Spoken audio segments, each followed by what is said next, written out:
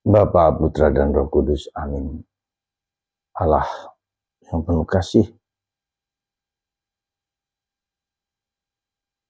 kami berterima kasih bahwa Engkau bersedia merasakan penderitaan kami dengan mengutus Putra-Mu Yesus menjadi manusia.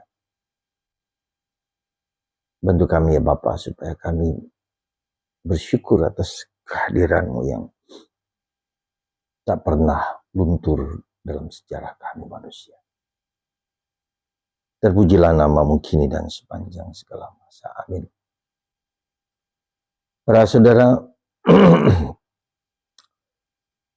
saya membayangkan bagaimana seorang janda miskin punya anak satu-satunya dan anak itu meninggal. Kisah tentang pemuda Nain yang dibopong oleh para teman-temannya ke pemakaman. Dan di situ bertemu dengan Yesus. Saya membayangkan perasaan dan pengalaman si janda miskin itu. Tanpa ada harapan satu-satunya anaknya yang tunggal mati, dibawa ke pemakaman habis.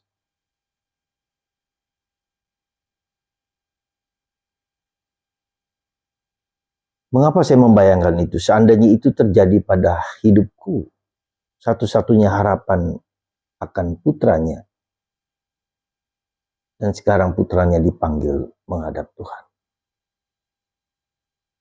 Hancur luluh, seperti tidak ada harapan, habis.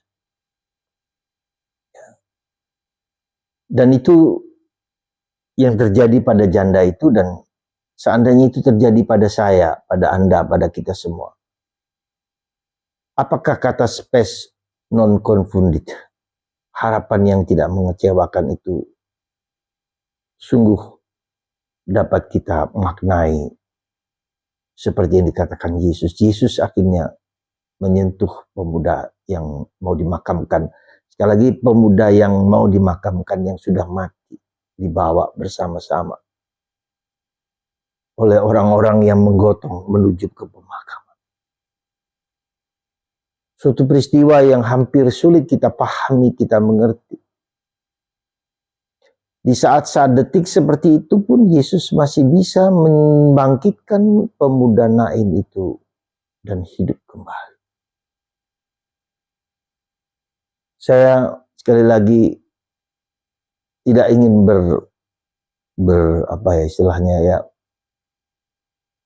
berpedoman, berharap bahwa itu dapat terjadi. Baru-baru ini ada seorang ibu, seorang janda, anak satu juga yang sedang kuliah. Ibu ini ingin supaya masa depan anaknya dapat berjalan dengan baik dan mengumpulkan gaji suaminya yang baru saja meninggal, dikumpulkan anak itu. Dan dia berpikiran bahwa anaknya akan sukses dalam kuliah dan studi untuk masa depan. Dan sisa uang, kumpulan uang itulah yang kemudian ternyata uang itu dipakai untuk apa? Untuk penanaman modal, investasi bodong. Coba Anda bayangkan, hampir 1,5 miliar uang habis.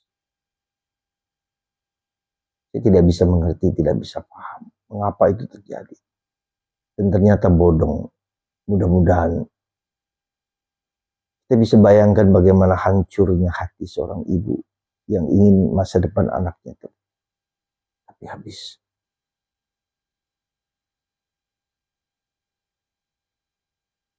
Para saudara, ada banyak hal dalam hidup kita yang seringkali tidak dapat kita bayangkan mengapa itu terjadi dalam hidup ini.